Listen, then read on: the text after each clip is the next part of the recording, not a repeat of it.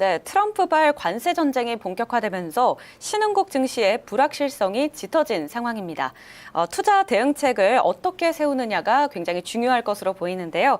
그래서 오늘은 윤여삼 메리츠증권 투자전략팀장님 모시고 함께 이야기 나눠보도록 하겠습니다. 안녕하십니까?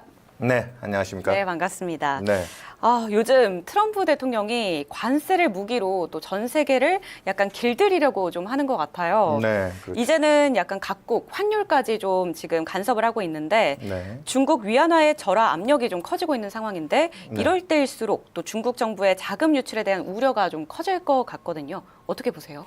중국 위안화는 최근까지 이제 통화 정책을 완화적으로 끌고 오는, 왜냐면 중국은 지금 물가가 뭐 디플레라고 할 정도로 네. 마이너스를 왔다 갔다 하고 있잖아요. PPI는 마이너스도 가 있고 생산자 물가는 소비자 물가도 굉장히 낮은 편인데 중국은 디플레를 지금 수출하고 있는 상황이죠. 네. 그런 측면에서 중국이 조금 더 통화 정책 완화에 대한 룸이 있을 것 같지만 전일 있었던 그 양회 전인대 이제 출발을 보면 그동안 이제 통화 자극으로는 이제 한계가 있다. 사실은 중국은 공급 과잉 산업도 너무 많고요. 구조조정도 해야 되고 부동산 쪽이 특히나 문제가 많잖아요. 맞아요. 그렇기 때문에 이제 재정 쪽을 조금 더 강조를 하면서 이게 또 시장 기대를 훌쩍 뛰어넘을 정도의 수준은 아니었지만 요즘에 이제 재정이 가장 그 자극적인 획기적인 트렌드로 지금 부각하고 있잖아요. 네. 또 전일에도 독일에서 이제 국방비 중심으로 해서 지금 이제 확대 재정 쪽으로 나간다고 하면서 최근에 올해 가장 핫한 증시 중에 하나가 선진국에서는 독일, 유럽 쪽이잖아요, 사실. 네. 그런 측면에서 중국도 지금 이제 재정 쪽에 포커스를 맞추면서 오늘도 보시면 위안화가 지금 7.2위안 정도에 걸려 있죠. 최근에 이제 7.3까지 트럼프 관세 전쟁 쪽에서 조금 약세 쪽으로 더 가는 건 아닌가 했는데 방향은 조금 더 절상되는 방향 쪽으로 꺾었고 그리고 오늘도 보시면 알겠지만 지금 항생 쪽 지수 보시면 3.4%. 맞아요. 중국의 테크주들이 굉장히 좋습니다. 그러니까요. 어제 나온 중국의 정책의 포커스로만 놓고 보면 전체 중국 성장이 뭐 이제 5% 내외를 목표로 한다고 했지만 올해 중국 성장률 5% 넘을 거라고 보는 시각은 거의 없습니다. 저희 당사만 해도 지금 한 네. 4.6%, 4% 중반을 겨우 가느냐. 전체 그로스에 대한 기대는 낮은 편인데 지금 중국이 이번에 딥시크라고 하는 네. 하나의 모먼트를 만들었죠. 네. 그러니까 그동안 미국이 지난 트럼프 행정부 들어오기 전까지 바이든 행정부 때 23년, 24년 재정 적자를 GDP 한 7% 정도. 그거는 과거 같으면 경기가 굉장히 위기 국면 때 쓰는 부분이었는데 그런 재정 정책의 핫한 부분이 지난 2년간 미국의 성장률을 2% 후반대 미국 증시가 너무 좋았잖아요. 맞아요. 2년 연속 평균 한 20% 중반대 주가 상승을 견인하는 가장 큰 힘이었는데 트럼프는 그걸 좀 돌리려고 하고 있죠. 네. 그래서 오늘 이 핵심은 뭐냐? 위안화가 지금 최근에 좀 더 통화 완화 쪽에 포커스를 맞추면 절하되는 방향으로 가지 않겠냐? 아니요. 중국은 이제 어느 정도 경제의 지지선을 만들면서 오히려 미국 대비 처져 있던 미국이 무리했던 재정 정책에 대한 힘들이 좀 빠지는 쪽에서 그래서 미국이 최근에 올해 그러니까 지금까지는 미국이 정부가 직접 돈을 줬기 때문에 네. 그것 때문에 성장도 잘 나오고 주식시장도 좋았는데 그 흐름이 지금 바뀌는 거죠. 오히려 그걸 지금 중국, 독일 중심의 유럽 심지어는 우리나라도 이번 이제 3월 달 내에 이제 대통령 거치가 어떻게 되느냐에 따라서 추가 경정과 같은 재정 정책 확대에 대한 기대가 한국에도 유효하거든요. 네. 이런 임원직 쪽으로 확산이 된다. 그래 통화 가치 얘기는 처음에 중국 위안화 절하로 얘기가 나왔지만 오늘도 위안화는 7.2위안. 그리고 중국의 주식시장의 강세 분위기가 흐름이 유지되고 미국의 이제 재정 정책 탄력이 빠지면서 오히려 그 빈자리를 트럼프 대통령 계속 금리 낮추고 싶어 하시잖아요. 네. 그 미국의 통화 완화 기대 쪽으로 넘어가기 시작하면 오히려 달러가 조금 더 약세로 갈 거다. 어제 유럽의 재정 정책 때문에 유로화가 엄청나게 급등을 하고 네. 그 덕분에 이제 오늘 또 일본의 엔화도 지금 좀 강세로 전환되면서 148엔 달러 대비 네. 그쪽으로 조금 더 150엔을 깨고 내려오는 분위기인데 네. 위안화도 그러면 그 흐름에서 크게 다르지는 않을 거다. 그래서 위안화가 작년에 9월에 미국이 비컷할 때 바닥이 딱 7위안을 한번 깨봤거든요.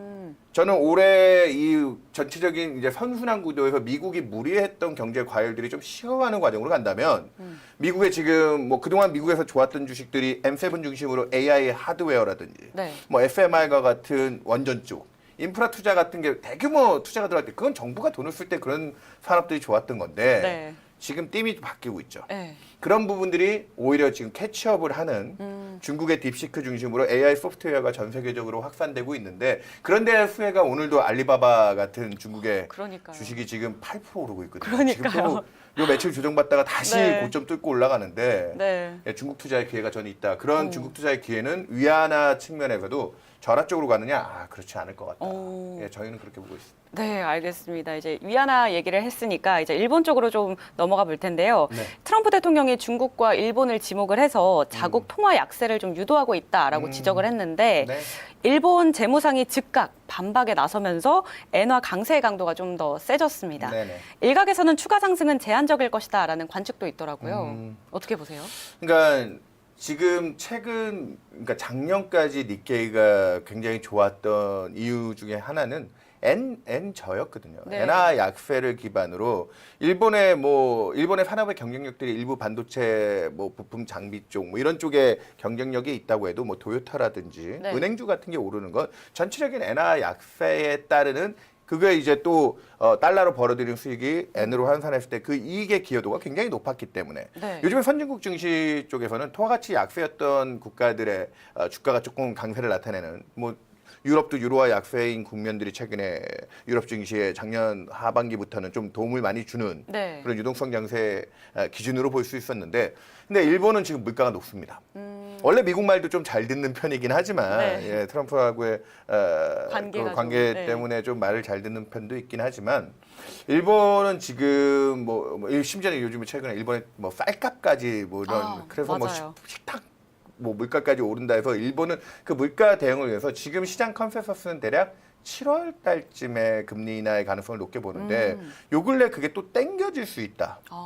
그래서 지금 일본은 그래서 지금 올해 선진권역 중 증시 중에 퍼포먼스가 가장 안 좋은 국가 중에 하나가 예, 일본이죠. 네. 미국은 그동안 주도했던 재정의 힘이 빠지는 거고 일본은 통화 가치 엔화 약세에 따르는 기업들 이익에 대한 기대들이 조금 조정을 받고 있기 때문에 엔화 절상 기조가 조금 더 이어지지 않을까 하고 있지만 그렇기 때문에 저는 또 역발상적으로 네. 아까 뭐 지금 2분기에 일본의 뭐 추가적인 금리 인상이 또 연출이 되지 않을까 네. 뭐 이런 우려들 뭐 그리고 또 엔캐리가 청산되면 어떡하지 뭐 걱정하시는데 맞아요. 그렇게 일본 BOJ는 네. 작년 12월 달에도 버튼을 누른다, 올해 1월에도 버튼 누른다 쉽지 않았거든요. 네. 그런 의사결정들이.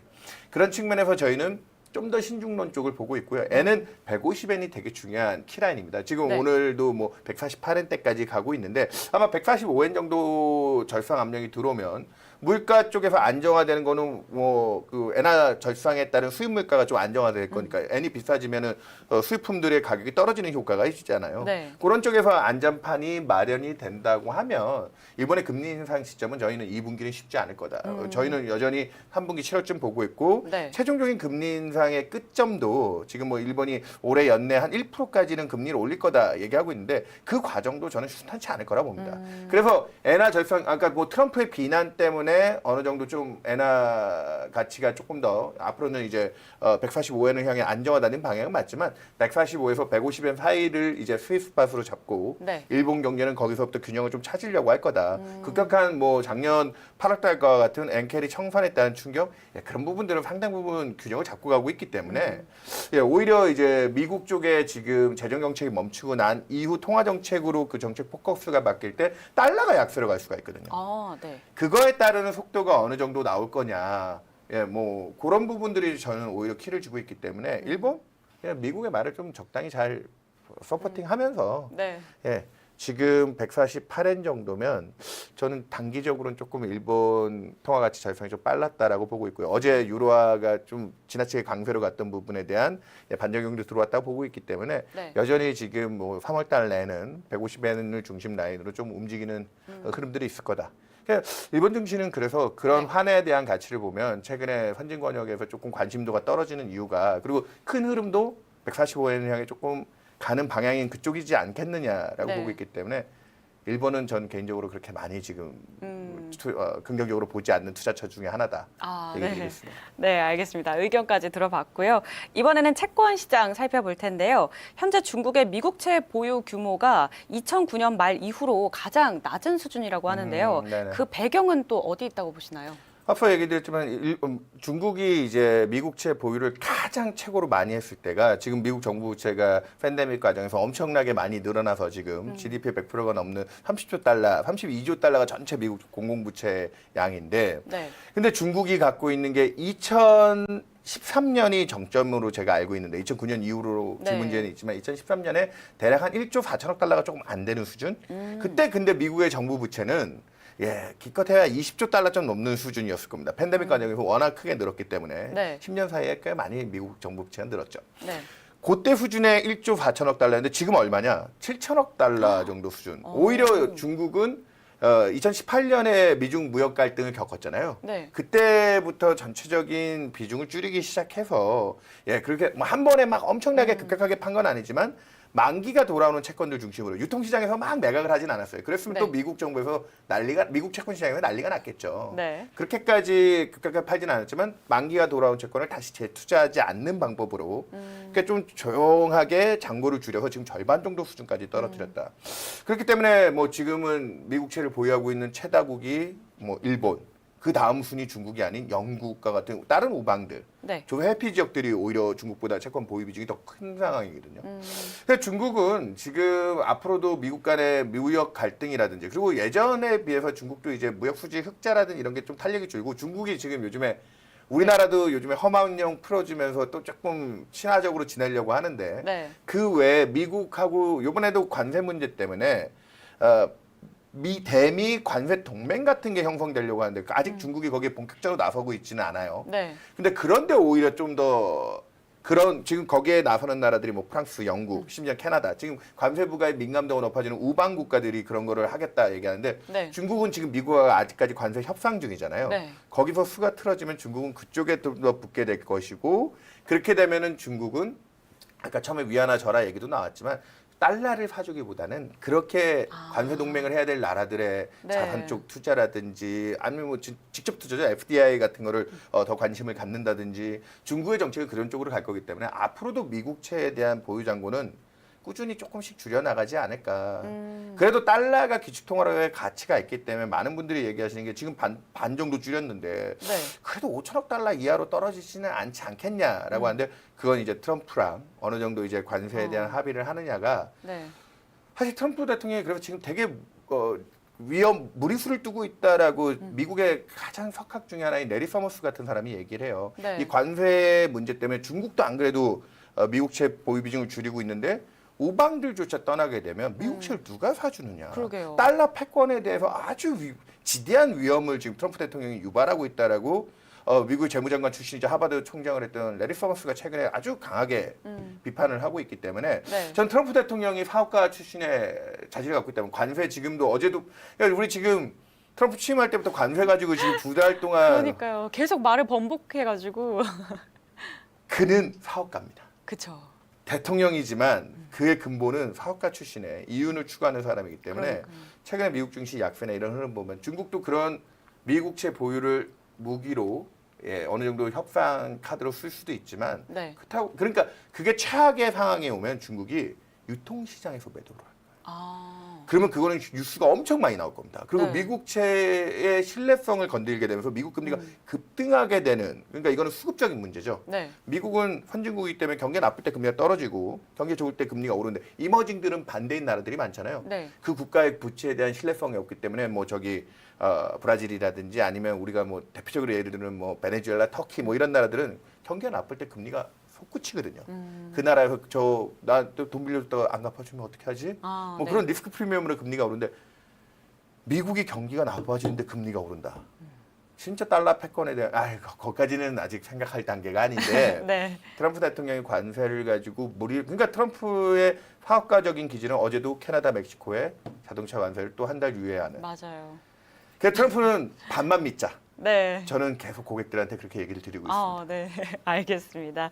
자, 이번에는 일본 시장, 채권 시장도 살펴볼 텐데요. 금리 인상 전망에 채권은 좀 약세를 보이고 있는 상황인데 네. 채권 투자 전략은 또 어떻게 세우면 좋을까요? 아까 제가 답을 다 드렸는데 네. 일본의 통화 정책은 기준금리가 연내 1.1%에 최종적으로는 1% 중반까지 갈 수 있을 거냐. 네. 일본채 10년 금리가 지금 1.5%거든요. 그래서 지금 일부 이제 기관 투자자들 중에는 최근에 일본채 1.5%면은 우리나라 10년짜리 국채 금리가 오늘 좀 올라서 2.8% 정도인데 그걸 선뜻 살 필요가 있겠느냐. 근데 엔화가 아직까지는 좀 저평가되어 있는 부분 때문에 환율 쪽에서 이게 조금 메커니즘을 이해하시는 게 조금 어려울 수도 있는데 환율 쪽에서 해지를 하게 되면 우리가 지금 일본보다 금리가 높은 거에 대한 그 금리 차이로 우리가 프리미엄을 좀 많이 받습니다. 환에서. 그걸 다 합치면 일본채를 지금 사시는 게 1.5% 정부에서 이자는 그거밖에 안 주지만 환 쪽에서 받는 프리미엄이 크기 때문에 우리나라 국채 2.8%보다 높은 3%대 수익을 낼 수 있습니다. 제가 이 얘기를 굳이 구구절절히 설명을 하는 이유는 뭐냐면 일본채는 최근에 인플레이션과 그런 몇 안 되는 긴축 국가 중에 하나잖아요. 네. 그것 때문에 일본 10년 금리가 거의 2000년대 이후로는 1% 중반을 넘어서는 경우가 거의 없었는데 지금 인플레와 통화정책 기대 때문에 그걸 트라이한다. 저는 일본채는 지금 박앤세일 구간이다. 이게.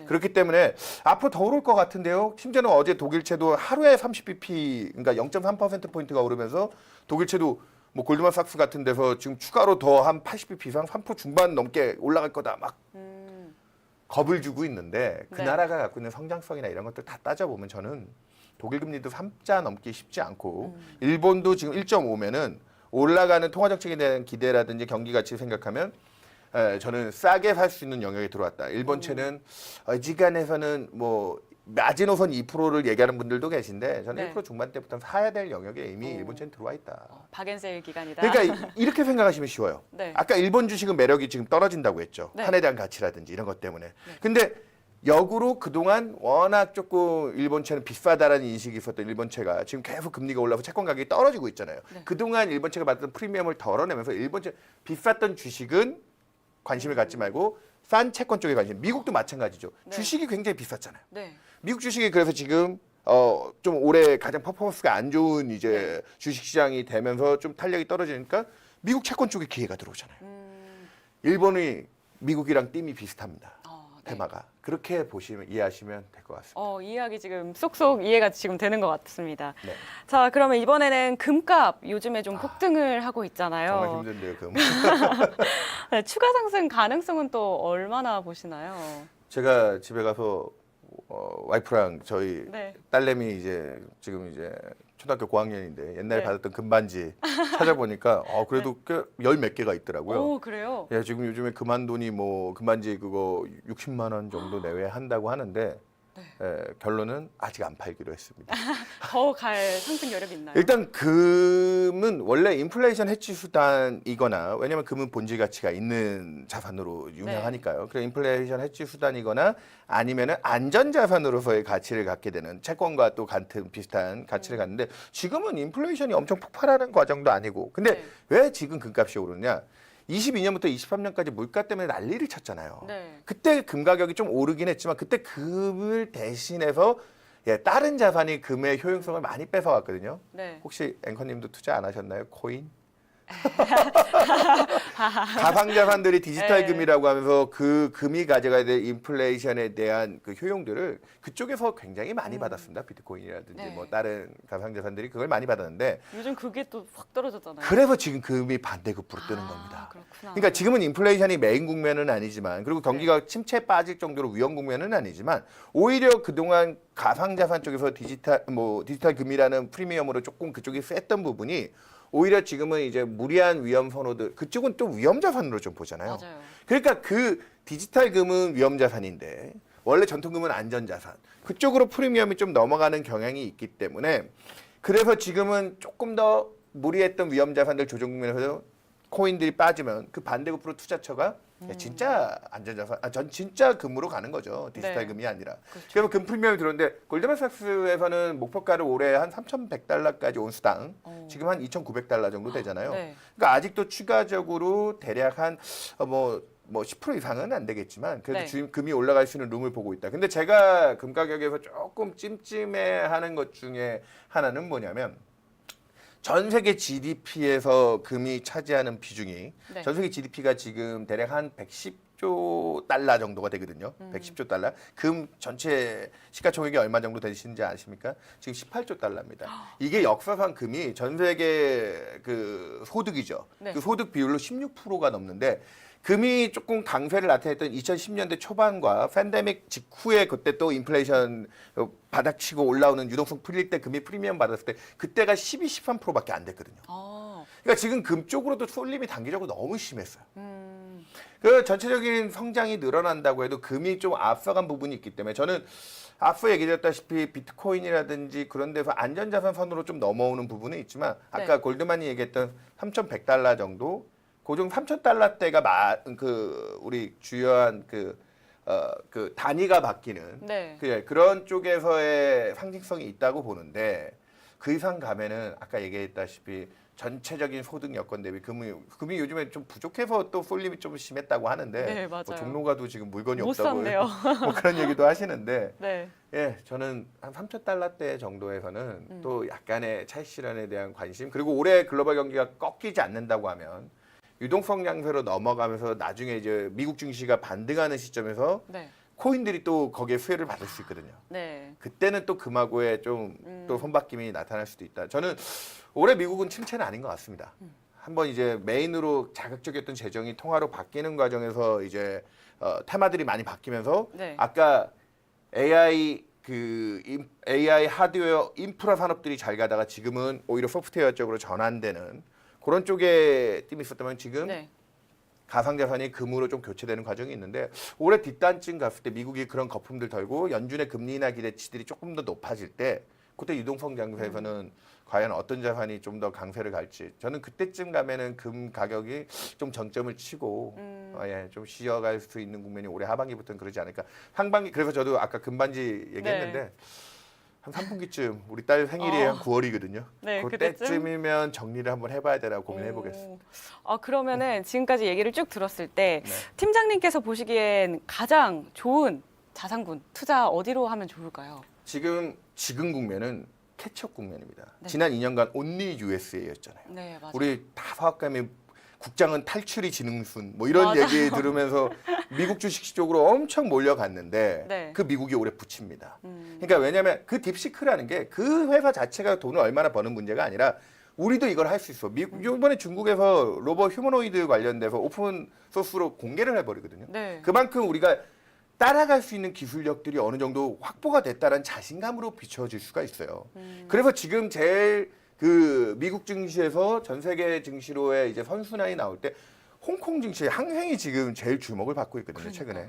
그쪽에서 힘을 받는다고 하면 그 테마면 앞서 얘기 드렸다시피 올해 정책이 돈을 쓴다고 하는 유럽이나 그리고 우리도 3월 달에 이제 추가 경정 같은 게 이제 어느 정도 합의를 보고 우리나라 주력 산업과 구조조정 산업들을 지원하는 쪽을 중심으로 해서 정책들이 뜰 거라고 봅니다. 네. 그렇기 때문에 올해는 아까 얘기 드렸다시피 저평가를 받고 있는 이제 non US 지역의 주요국들 네. 거기에 한국도 포함이 되겠죠. 네. 그런 쪽의 주식시장이 저평가에 대한 매력도가 부각이 된다고 보고 있고요. 채권은 반대로 우리나라 채권은 그동안 뭐 우리 정치적 혼란에 안 좋은 경기 여건 때문에 과도하게 지금 금리가 낮거든요. 네. 기준금리보다 낮은 국채금리들이 뭐 미국도 그렇긴 하지만 우리는 그런 거품이 조금 더 채권 시장이 심했기 때문에 네. 우리나라는 2%대 지금 채권금리거든요. 그런 데서 한국은 오히려 채권은 고평가.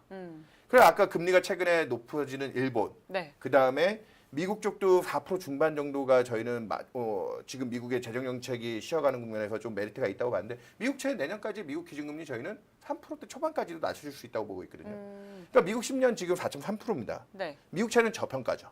그러니까 채권과 주식은 원래 트레이드 오프에 그러니까 얘가 잘 되면 얘가 안 되고 얘가 안 되면 얘가 잘 되는 관계예요. 네. 그런 게 지금 미국의 주식이 잘 되다가 채권이 안 되는 국면이 지금 반대로 가는 거죠. 네. 미국은 채권 그리고 주식은 좀 줄이고 그 외의 지역에 지금 주식이 캐치업하면서 선순환되는 지역들 홍콩 증시를 재주목하면서 거기가 꺾일 때가 나머지 국가들의 이 정책에 대한 기대들이 최대한 반영되는 타이밍이지 않겠느냐. 네. 올해 상반기까지는 그 기조가 그렇게 쉽게 바뀌지는 않을 거라고 그래요? 보고 있습니다. 그럼 홍콩 항생은 앞으로도 계속 더 그래도 상반기까지는 잘 갈 거라고 보세요? 왜냐하면 아까 얘기드렸다시피 6월 FOMC까지 연준이 금리 인하를 못 할 거고요. 그리고 네. 그때쯤 금리 인하 들어가면서 하반기에 적어도 미국이 통화 정책으로 미국 경제를 서포팅할 수 있다는 확신을 줘야 되는데, 그러니까 지금 공무원 자르면서 미국의 재정은 줄이겠다는 걸 지금 뭐 일론 머스크 앞세워서 트럼프 행정부에서 보여주고 있잖아요. 네. 그런 부분들이 정리가 되는 과정이 저는 상반기까지는 시간이 필요할 거다. 아. 적어도 하반기에 연준이 이제 전면에 나서면서 미국의 유동성이 공급이 될 거다라는 기대가 있어요. 그때 다시 미국 시장에 추세라는 게 좀 만들어질 수 있지 않을까, 미국 시장에. 근데 지금 상반기는 그동안 좀 처져 있던, 그래서 자꾸 제가 아까 캐치업, 네. 지금은 쫓아가는 쪽에 기회가 있는 시간이다. 그렇게 보시면 될 것 같아요. 네, 캐치업 꼭 이 단어를 기억을 해야 될 것 같습니다. 자, 오늘 이렇게 신흥국 증시에 대한 투자 전략 세워봤는데요. 윤여삼 메리츠증권 투자전략팀장과 오늘 함께했습니다. 말씀 감사합니다. 네, 감사합니다.